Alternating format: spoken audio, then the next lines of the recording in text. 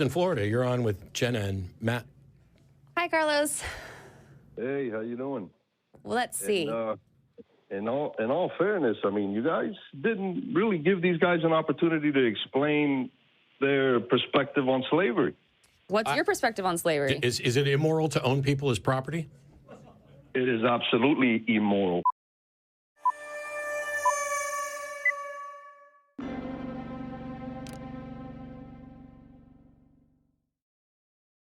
So, okay, then we were already at a better starting point than we were with the other two.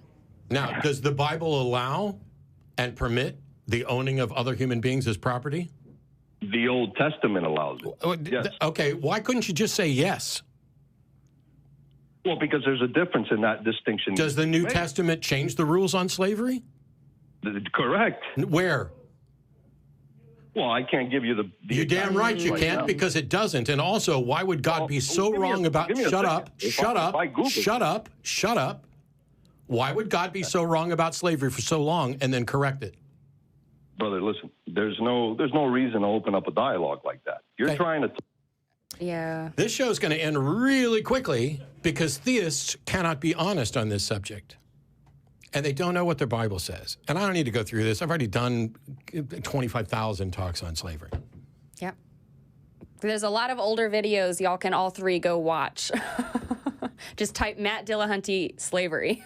I'm sure by next month somebody will put together a 6-hour right. Here's Matt on slavery. And the number of times I ask people, is it immoral to own people? And very few times will we get a yes, clearly, and quickly.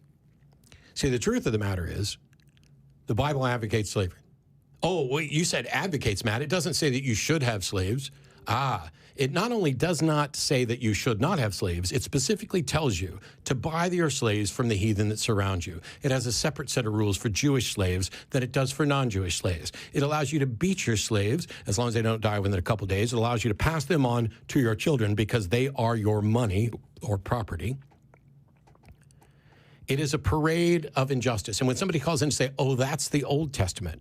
Well, the New Testament doesn't change that. Jesus doesn't say a word about, hey, you know what? You know that stuff we wrote in Exodus where the Father said that you can own slaves? That was wrong. I don't know who wrote that down, but let's correct that right now. Slavery has been going on for generations and generations and generations. And you guys have used this book to say that slavery is okay. And I, Jesus Christ, am here to tell you today, you guys got it wrong. And slavery is not moral. What kind of weak-ass God fails to correct such an obvious error? What kind of weak-ass God creates a 10 Commandments where the first one is, I'm your daddy, worship me. Don't have any other gods before me. Don't have any idols. And then there's a couple good ones like, don't lie, don't kill, but don't covet. Well, coveting is what the United States runs on, and it's what motivates people, hey, to keep up with the Joneses. Why isn't there one of the 10 Commandments, thou shalt not own a human being? Oh, gosh, we didn't think of that. It's embarrassing. It's the reason that I harp on this one thing. Oh, well, you didn't give them a chance to finish. You're damn right I didn't, because we've talked about it ad nauseum.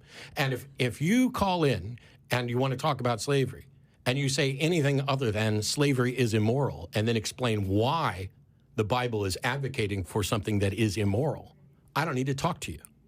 Nobody does, because you have sacrificed your morals and your humanity on the altar of a fictional God that is a jackass to women, to minorities, to non-Jews, etc., that advocates for infinite torment for finite crimes, that has a blood magic obsession of bring forward to me the animals and cut them open and burn them so that the pleasing smell of their blood. It's not barbecue. It is supposed to be a path for remission of sins. Oh, well, we've killed too many of the animals, so now I'm going to come down and take human form and sacrifice myself to myself as the ultimate sacrifice. So it's just nonsense.